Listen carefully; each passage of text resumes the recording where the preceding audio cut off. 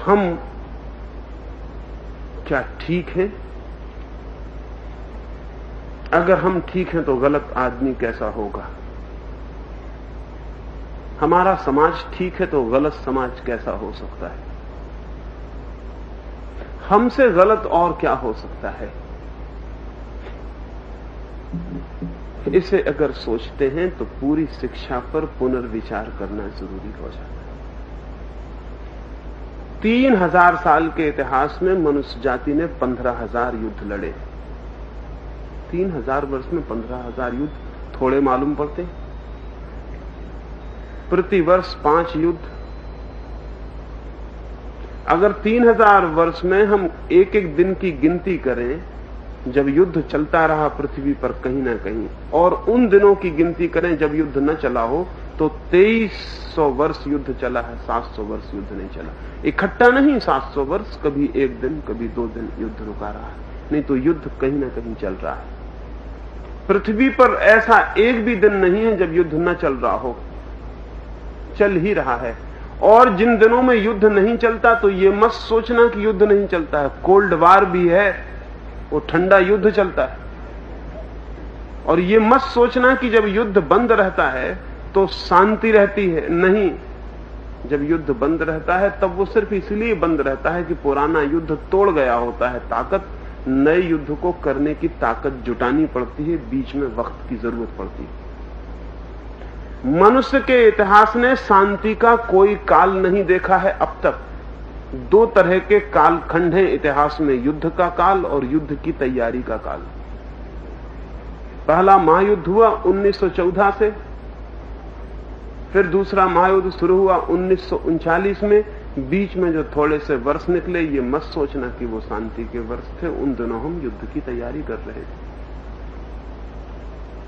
वो युद्ध की तैयारी का वक्त था।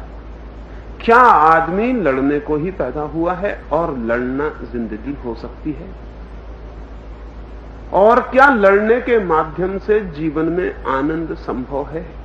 क्या आदमी हिंसा करने को ही पैदा हुआ है? क्या हम एक दूसरे की गर्दन दबाने के लिए ही हैं? अगर पृथ्वी को कोई मंगल पर बैठकर देखता होगा, किसी उपग्रह से अगर कोई पृथ्वी को देखता होगा, तो एक बात बिल्कुल ही निश्चित है कि वो समझते होंगे कि पृथ्वी एक मैड हाउस है, एक पागलखाना है। उनको तो कुछ भी पता नहीं होगा कि कौन हिंदुस्तान है, कौन पाकिस्तान है, क्योंकि बीच में कोई रेखाएं पृथ्वी पे खींची हुई नहीं है। सब रेखाएं आदमी की बेवकूफी से पैदा हुई हैं। पृथ्वी के नक्शे पर कोई रेखा नहीं है, सब रेखाएं आदमी की स्टुपिडिटी के सबूत है। कहां है कोई रेखा? कल कराची 1947 के पहले तक कराची में जो आदमी पैदा होता था वो हमारा भाई था। हम कराची में पैदा हुआ आदमी के लिए मरते हैं। 1947 के बाद कराची में जो पैदा हुआ है वो हमारा दुश्मन है, और अब हम उसको मारने के लिए मरेंगे और वो हमको मारने के लिए मरेगा। मंगल के उपग्रह पर बैठकर अगर कोई देखता होगा, उसकी समझ के बाहर होगा कि ये आदमियत है कैसी। कभी भी उखड़ पड़ती है और बस शुरू कर देती है लड़ना। उतने दूर से उनको कुछ भी पता नहीं होगा कि हमारी राजधानियों में देश के सब पागल इकट्ठे हो गए। उन्हें कुछ पता नहीं होगा। उन्हें कुछ भी पता नहीं होगा कि जिस आदमी का भी दिमाग खराब हो जाता है वो राजनीतिज्ञ हो जाता है। उन्हें क्या विचारों को पता होगा? उनको हमारे राजनीतिज्ञों की कोई खबर नहीं है। ये सारी की सारी पृथ्वी को अगर थोड़े दूर खड़े होकर तटस्थ भाव से देखें तो हमें भी हैरानी होगी। क्या, किस पागल की तरह हम युद्ध की तैयारी में लगे हैं? इस समय पृथ्वी पर 50,000 उद्जन बम तैयार हैं, और शायद तुम्हें पता नहीं होगा 50,000 उद्जन बम जरूरत से ज्यादा हैं। इनकी कोई जरूरत ही नहीं। अगर पूरे आदमियों को खत्म करना हो तो ये 7 गुने ज्यादा है। एक एक आदमी को 7-7 बार मारने की हमने व्यवस्था कर ली। हालांकि एक आदमी एक ही बार में मर जाता है। अब तक ऐसा सुना नहीं कि किसी आदमी को दोबारा मारना पड़ा हो। लेकिन राजनीतिक बड़े कैलकुलेटिंग, वो सब हिसाब लगा के रखते हैं कि कोई भूल चूक से बच जाए, ऐसी गलती नहीं करनी। एक एक आदमी को 7-7 बार मारने का आयोजन, और वो आयोजन भी इतना हिंस्र कि हमारी कल्पना के बाहर, हम कल्पना भी ना कर सके। हिरोशिमा नागासाकी में जो एटम बम गिरा था, उसकी कहानी ठीक ठीक पढ़ लेना, मत पढ़ना रामायण, मत पढ़ना गीता, लेकिन हिरोशिमा नागासाकी ठीक से समझ लेना, क्योंकि जिंदगी कल उसी तरह होने वाली है जो नागासाकी हिरोशिमा में हुआ है। एक मेरे मित्र ने जापान से मुझे एक तस्वीर भेजी, एक छोटे से बच्चे की तस्वीर है, बच्ची की, एक 9-1 साल की लड़की हिरोशिमा में रात में खाना खा के अपनी सीढ़ियां से चढ़ रही है, ऊपर जा रही है, बगल में बस्ता लटकाया हुआ है, किताबें हैं, स्लेट है, वो होमवर्क करने अपने ऊपर के कमरे में जा रही है, तभी हिरोशिमा पर एटम बम गिरा। बीच सीढ़ी पर ही वो लड़की राख होकर दीवार से चिपट गई, अपने मैं बस्ते, अपनी मैं किताबों के। वो तस्वीर मुझे किसी ने भेजी। उस बच्ची ने कभी सोचा होगा कि ये सीढ़ियां भी पूरी नहीं हो पाएंगी, होमवर्क करना तो बहुत दूर।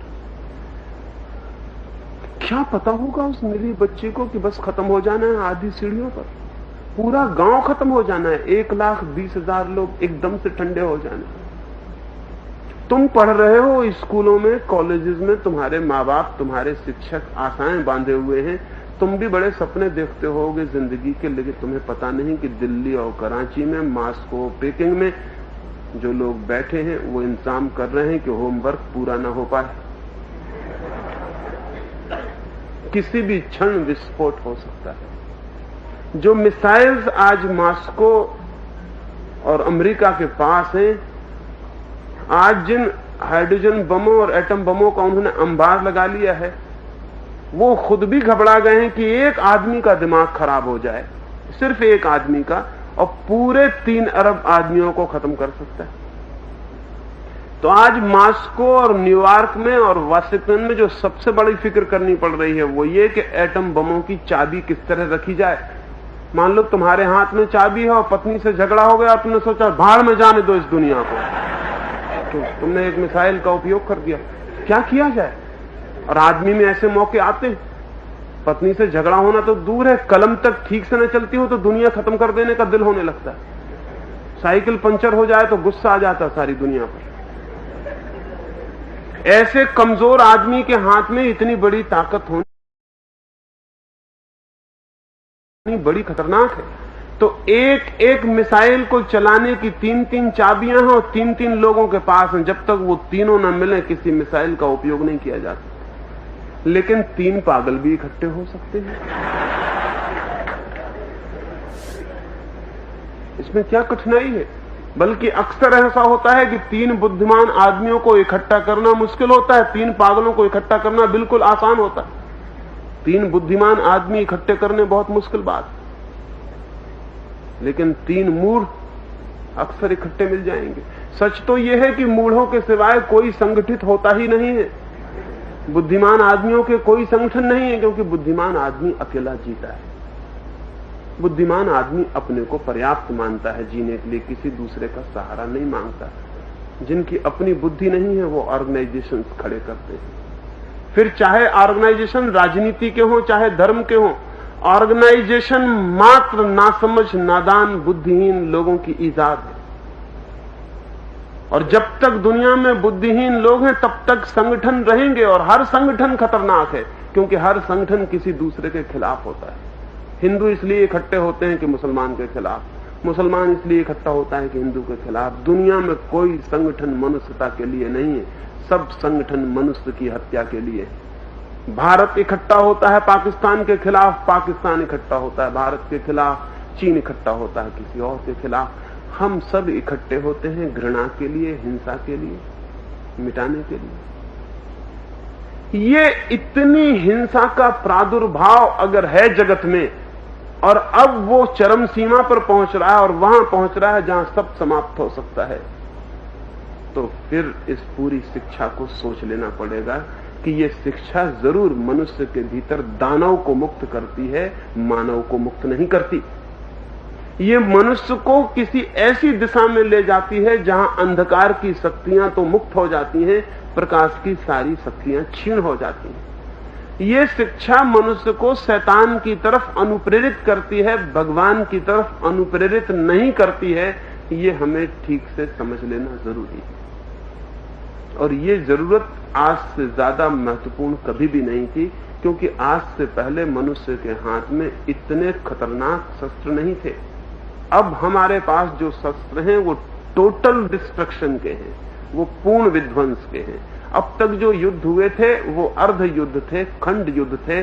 अब जो युद्ध होगा वो टोटल वार है, वो पूर्ण युद्ध है। पूर्ण युद्ध का मतलब होता है जिसमें कोई नहीं जीतेगा। पहली बात, पूर्ण युद्ध का मतलब होता है लड़ने वाले दोनों मरेंगे। सिर्फ फर्क इतना होगा कि हारा हुआ वो समझा जाएगा जो 2 क्षण पहले मरेगा, जीता हुआ वो समझा जाएगा जो 2 क्षण बाद मरेगा। बस इतना ही सुख रहेगा आखिर में कि हम जरा देर से मरे, देर से रूस मरे कि अमेरिका, इतना ही फर्क पड़ेगा। लेकिन पूर्ण युद्ध का मतलब यह है कि दोनों बाजियां एक साथ खत्म हो जाएंगी, क्योंकि दोनों के पास समान शस्त्र हैं, समान हिंसक। पूर्ण युद्ध का यह मतलब है कि हमने जो शस्त्र विकसित किए हैं उनके समक्ष जीवन की क्षमता बहुत कम पड़ गई है, मृत्यु की क्षमता पूर्ण हो गई है। आदमी का जीवन बहुत ही मिरेकल है, चमत्कार है। शायद आपने कभी भी ना सोचा होगा कि आदमी के जीवन की क्षमता कितनी संकीर्ण है।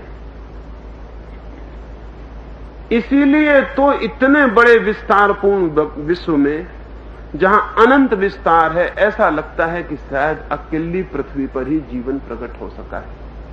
कितना विस्तार है जगत का। ये हमारी पृथ्वी तो बहुत छोटी सी है, इससे 60,000 गुना बड़ा सूरज, और सूरज दुनिया में सबसे छोटा सूरज, उससे करोड़ों गुने बड़े सूरज हैं जिनको हम रात में तारे कहते हैं। कोई भी तारा नहीं है, वो सब बड़े सूरज हैं जो सूरज से करोड़ों गुने बड़े हैं। लेकिन फासला इतना ज्यादा है कि इतने छोटे दिखाई पड़ते हैं। अंतहीन फासला है। जमीन से सूरज की दूरी 10 करोड़ मील है, लेकिन सूरज बहुत करीब है, हमारे बहुत ही करीब है। 10 करोड़ मील कोई दूरी ही नहीं। प्रकाश की किरण चलती है 1 सेकंड में 1,86,000 मील। सूरज की किरण को पहुंचने में कोई 8 साढ़े 8 मिनट जमीन तक लगते हैं। सूरज बहुत करीब है। सबसे निकट का जो तारा है उसकी किरण पहुंचने में 4 वर्ष लगते हैं। उसी रफ्तार से चलती है किरण, 1,86,000 मील प्रति सेकंड। वो सबसे निकट का जो तारा है उससे 4 वर्ष लगते हैं। जो थोड़े दूर के तारे हैं उनसे 60 वर्ष लगते हैं। जो और दूर के तारे हैं 1000, 2000, लाख, 10 लाख, करोड़, 10 करोड़, अरब, 10 अरब, ऐसे तारे हैं जिनकी चली हुई किरण अब तक पृथ्वी पर नहीं पहुंची, और चली थी तब जब पृथ्वी बनी थी। पृथ्वी को बने 4 अरब वर्ष हो चुके। और ऐसे भी तारे होंगे जिनकी किरण शायद पृथ्वी पर कभी नहीं पहुंचेगी। इतने अंतहीन दूरी पर उनका विस्तार होगा। अब तक 2 अरब तारों के संबंध में बोध हो चुका है। इतने बड़े विस्तीर्ण जगत में ऐसा लगता है कि सिर्फ पृथ्वी पर ही जीवन प्रकट हुआ है। जीवन के प्रकट होने की सीमा इतनी संकीर्ण है कि सारे इतने विस्तीर्ण जगत में जीवन के पैदा होने का अवसर कहीं भी उपलब्ध नहीं हो सका है। और हम भी जानते हैं, इधर 96 डिग्री से नीचे हमारी गर्मी गिर जाए कि आदमी खत्म, उधर 110 डिग्री के ऊपर गर्मी बढ़ जाए कि आदमी खत्म। इधर 14 डिग्री के बीच में आदमी के जीवन का फैलाव। इतनी सी संकीर्ण जीवन की क्षमता है हमारी। इस जीवन के सामने मृत्यु की हमने अनंत क्षमता को मुक्त कर दिया है, अनंत क्षमता को। एक उद्जन बम के विस्फोट से जो गर्मी पैदा होगी वो गर्मी उतनी ही होगी जितनी सूरज पर है, 10 करोड़ डिग्री। 10 करोड़ डिग्री गर्मी में किसी तरह का जीवन बच सकता है? उस तरह का जीवन बच सकता है जिनकी 110 डिग्री के ऊपर गर्मी चली जाए और जो खत्म हो जाते। 110 डिग्री पर जिनका जीवन नष्ट हो जाता हो, उन्होंने इंतजाम कर लिया है 10 करोड़ डिग्री गर्मी पैदा करने का। 100 डिग्री गर्मी पर पानी भाप बनता है। अगर तुम्हें उठा के उस उबलते पानी में डाल दिया जाए तो गर्मी का सुख आएगा, लेकिन वो बहुत थोड़ा सुख है। अगर असली सुख लेना हो तो वो काफी नहीं। 1500 डिग्री पर लोहा पिघल के पानी बन जाता, उसमें डालना चाहिए किसी को, लेकिन उसमें भी पूरा मजा नहीं आएगा। 2500 डिग्री गर्मी पर लोहा भाप बन के उड़ने लगता है, उसमें डालना चाहिए किसी को, लेकिन आदमी का दिल इतने से भी नहीं भरता। उसने 10 करोड़ डिग्री गर्मी पैदा करने के उज्जैन बम तैयार किए, उनमें हम डालेंगे आदमियत को, तब मजा आएगा पूरा। एक उज्जैन बम के विस्फोट से जो गर्मी का क्षेत्र होगा वो होगा 40,000 वर्ग मील। 40,000 वर्ग मील में एक उज्जैन बम 10 करोड़ डिग्री की भट्टी बना देगा। उस जलती हुई भट्टी में आदमी उतरने की तैयारी कर रहा है। इस आदमी के मन को स्वस्थ कहा जा सकता है। और अगर ये स्वस्थ है तो विक्षिप्त किसको कहते हैं, पागल किसको कहते हैं? ये क्या है, ये कैसे संभव हुआ? मेरी दृष्टि में हमारे शिक्षा का पूरा यंत्र विकृत और विक्षिप्त है। इसलिए कुछ सूत्र शिक्षा के इस यंत्र के बाबत कहना चाहता हूं कि ये क्यों विक्षिप्त है। पहली बात, पूरी की पूरी शिक्षा ईर्ष्या सिखाती है, पूरी शिक्षा जीलसी सिखाती है, पूरी शिक्षा हिंसात्मक है, वायलेंट है, पूरी शिक्षा हिंसा की दीक्षा देती है। क्यों? क्योंकि पूरी शिक्षा अहंकार को पोषण देने के आधार पर खड़ी। एक एक बच्चे के अहंकार को हम फुसलाते हैं और कुछ भी नहीं करते। पहली ही कक्षा में बच्चे भर्ती हुए और बाप चाहते हैं कि मेरा लड़का प्रथम आ जाए, शिक्षक भी चाहता है कि प्रथम आना, लेकिन कोई नहीं पूछता कि प्रथम आने की दौड़ सिखानी अहंकार की दौड़ सिखानी है। जो आदमी दूसरों से प्रथम होने की कोशिश करता है वो कर क्या रहा है? वो ये कहता है कि मैं कुछ हूं, समबडी, मैं कोई साधारण आदमी नहीं, मैं प्रथम। और ये जो प्रथम होने की दौड़ में जिस आदमी का चित्त पड़ जाता है वो अनिवार्य रूप से हिंसक हो जाता है। फिर ऐसे ही व्यक्ति मिलकर समूह बनाते हैं, फिर समूह भी प्रथम होने की दौड़ में लग जाते हैं। फिर ऐसे ही व्यक्ति मिलकर राष्ट्र बनाते हैं, फिर राष्ट्र प्रथम होने की दौड़ में लग जाते हैं। सारी दुनिया में युद्ध का कारण क्या है कि हर राष्ट्र प्रथम होने की दौड़ में, कोई राष्ट्र किसी से पीछे नहीं खड़ा रहना चाहता। क्या दुश्मनी है अमेरिका और रूस के बीच? क्या दुश्मनी है हिंदू और मुसलमान के बीच? क्या दुश्मनी है पाकिस्तान और हिंदुस्तान के बीच? क्या दुश्मनी है कम्युनिस्टों और कांग्रेसियों के बीच? एक दुश्मनी है कि कौन प्रथम, who is to be the first, कौन होगा पहले। कौन सिखाता है ये पहले होने की दौड़? हमारी पूरी शिक्षा का तंत्र सिखाता है। पूरी शिक्षा का तंत्र कहता है दूसरों से पहला होने वाला आदमी धन्य है। हद हो गई, बीमारी सिखाते हो और कहते हो धन्यता है। इसी पत्थर के ऊपर टकराकर आदमी की नाव टूट गई है। जीसस क्राइस्ट एक अद्भुत बात कहते हैं, लेकिन जीसस क्राइस्ट की कौन सुनेगा? हम सूली पर लटका देते हैं ऐसे नासमझ आदमियों को। ऐसे जीसस क्राइस्ट वगैरह को हम सुनते नहीं। अगर ज्यादा जोर से बोलने लगते हैं गर्दन काट देते हैं कि ऐसे आदमी अच्छे नहीं, इनको अलग करो। कुछ मामला ऐसा है कि अंधों की बस्ती में जिससे कोई आंख वाला आदमी आ जाए तो अंधे मिलकर उसकी आंख का ऑपरेशन कर दें कि यह आदमी गड़बड़। आंख कहीं होती है, इस आदमी को कुछ गड़बड़ चीज पैदा हो गई, अलग करो, तो दिमाग खराब है। ऐसी चीजें इसको दिखाई पड़ती जो हमको दिखाई नहीं पड़ती। वो हो कैसे सकती हैं जब हम सबको नहीं दिखाई पड़ती? जीसस का ऑपरेशन कर डालते हैं, खत्म करो इस आदमी को। सुकरात को जहर पिला देते हैं, गांधी को गोली मार देते हैं। ये आदमी ठीक नहीं है, ये गड़बड़ बातें कहते हैं। हम जो कहते हैं, हम जो मानते हैं उससे उल्टी बातें बताते हैं। जीसस कहता है धन्य है वे लोग जो अंतिम खड़े होने में समर्थ है। अद्भुत बात है। धन है वे लोग जो अंतिम खड़े होने में समर्थ हैं। मेरी दृष्टि में भी मनुष्य के जीवन में श्रेष्ठतम का जन्म उस क्षण होता है जब वो अंतिम खड़े होने की सामर्थ्य जुटा लेता है। लेकिन सारी शिक्षा कहती है प्रथम खड़े होना, प्रथम खड़े होना। सारी मनुष्यता नष्ट हो जाती है। वो प्रथम होने का जो पागल फीवरिश दौड़ शुरू होती है, विक्षिप्त दौड़ शुरू होती है, वो इतने चक्कर में डाल देती है आदमी को कि कभी चैन नहीं। चपरासी से लेकर राष्ट्रपति तक बेचैन, बस भाग रहे हैं। चपरासी को बड़ा चपरासी होना है, राष्ट्रपति को और बड़े राष्ट्र का राष्ट्रपति होना है, वो सब भाग रहे हैं। चपरासी की बुद्धि में और राष्ट्रपति की बुद्धि में रत्ती भर भेद नहीं। वो जो बुद्धि है वो वही प्रथम होने की है। पहली कक्षा में पढ़ने वाले बच्चे में और 70 साल के बूढ़े आदमी में कोई भेद नहीं। वो जो बुद्धि है वही प्रथम होने वाली है। बस आगे खड़ा होना है, सारी दुनिया से आगे खड़े हो जाएं। लेकिन किस लिए? आगे खड़े होने से मिलता क्या है? आगे खड़े होने से भीतर की सारी शांति खो जाती है, क्योंकि आगे खड़े होने के लिए संघर्ष, आगे खड़े होने के लिए हिंसा, आगे खड़े होने के लिए दूसरों के सिर को सीढ़ी बनाना पड़ता है, और आगे खड़े होने के लिए जो भी बीच में बाधा पड़ते हैं उनको शत्रु मानना पड़ता है। इसलिए पूरी मनुष्य जाति एक दूसरे की शत्रु हो गई। तुम कभी मत सोचना ये। एक कक्षा में तुम पढ़ते हो लेकिन कहते हो कि हम सहपाठी हैं, सहशत्रु। कोई सहपाठी नहीं, क्योंकि सब एक दूसरे से प्रतियोगिता कर रहे हो। साथी कैसे हो सकते हो? मित्र कैसे हो सकते हो?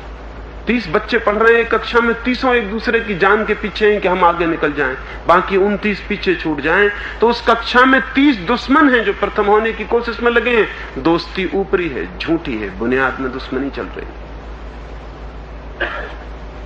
क्या हम एक ऐसी शिक्षा विकसित नहीं कर सकते जो व्यक्ति को प्रथम होने की दौड़ में न लगाती हो? अगर ऐसी शिक्षा विकसित नहीं होती तो आदमी खत्म।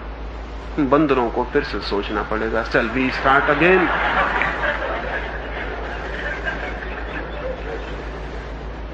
मुझे लगता है कि ऐसी शिक्षा का तंत्र हो सकता है जो प्रथम की दौड़ ना सिखाए। क्या जरूरत है उस दौड़ की? क्या हम प्रत्येक व्यक्ति को अपने विषय में रस लेना नहीं सिखा सकते हैं? क्या हम एक ही गति देने का एक ही सूत्र जानते हैं कि दूसरे के अहंकार से प्रतियोगिता करो? एक आदमी इसलिए भी संगीत सीख सकता है कि उसे संगीत सीखना आनंदपूर्ण है, और एक आदमी इसलिए भी संगीत सीख सकता है कि उसकी बर्दाश्त के बाहर है कि दूसरा आदमी संगीत सीख ले।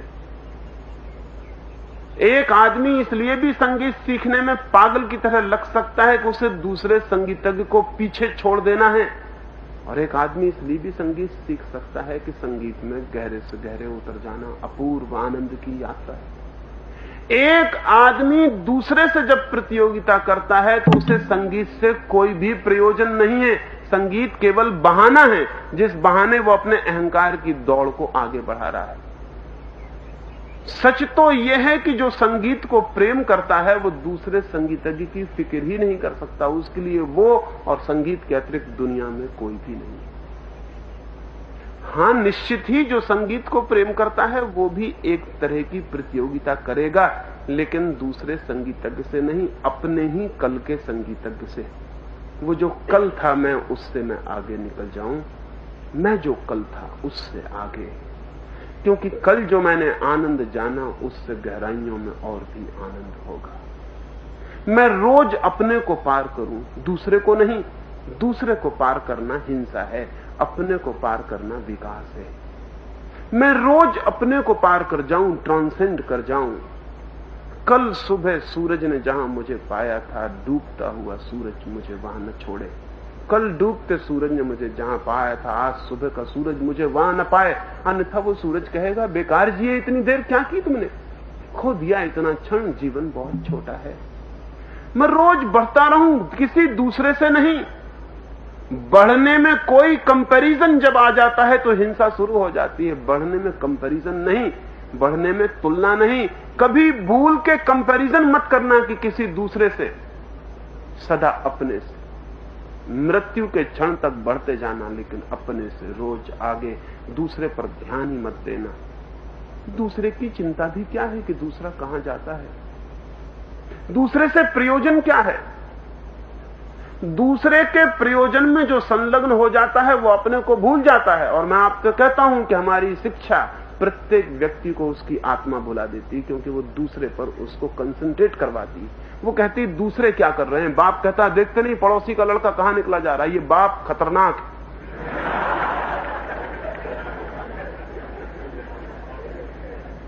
पड़ोसी के लड़के पर ध्यान दिलवा रहे हो तुम अपने लड़के का, उसका ध्यान उसके भीतर ले जाओ, उसकी अपनी आत्मा पर। उससे कहो तेरी आत्मा कहां जा रही है इसकी फिक्र कर, तू कहां जा रहा है इसकी फिक्र कर। दूसरे से तुलना सिखाई कि आदमी विकृत हुआ। तुलना विकृति का सूत्र आधार है। और हमारी पूरी शिक्षा कंपैरिजन सिखाती है, वो ग्रेडेशन करती है। ये आदमी 10 नंबर पे, वो आदमी 12 नंबर पर, ये आदमी 50 नंबर पर, ग्रेडेशन करती है। इस ग्रेडेशन के दो दुष्परिणाम होते हैं। जो आदमी प्रथम आ जाता है वो बिगड़ जाता है, इसलिए तो उसके अहंकार को पोषण मिलता है कि मैं कुछ हूं। देखो ना, जरा मिनिस्टरों को रास्तों पे चलते देखो, राष्ट्रपतियों को रथों में देखो, सेनापतियों को घोड़ों पर सवार देखो, देखो उनकी आंखों में है क्या, किस बात से वो आनंदित है। आनंद जैसी कोई भी चीज उनके पास नहीं है। सिर्फ एक है आनंद कि दूसरों को उन्होंने नीचा दिखा दिया है, दूसरे धूल पर चल रहे हैं, वो रथों पर सवार। इसके सिवाय कोई आनंद नहीं है।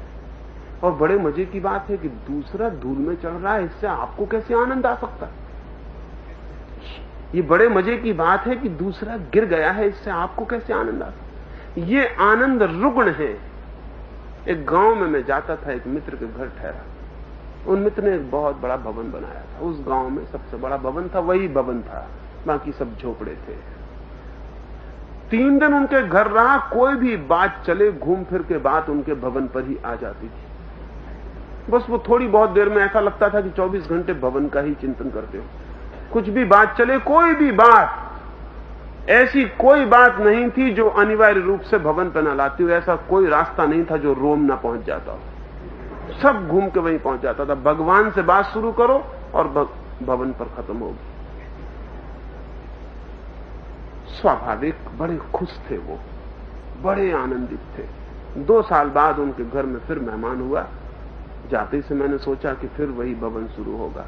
रात थी, मैं बहुत देर प्रतीक्षा किया, भवन नहीं आया। मैंने कहा रास्ते गड़बड़ हो गए, कोई डाइवर्सन हो गया, क्या हुआ, रास्ते मकान पर नहीं पहुंच रहे।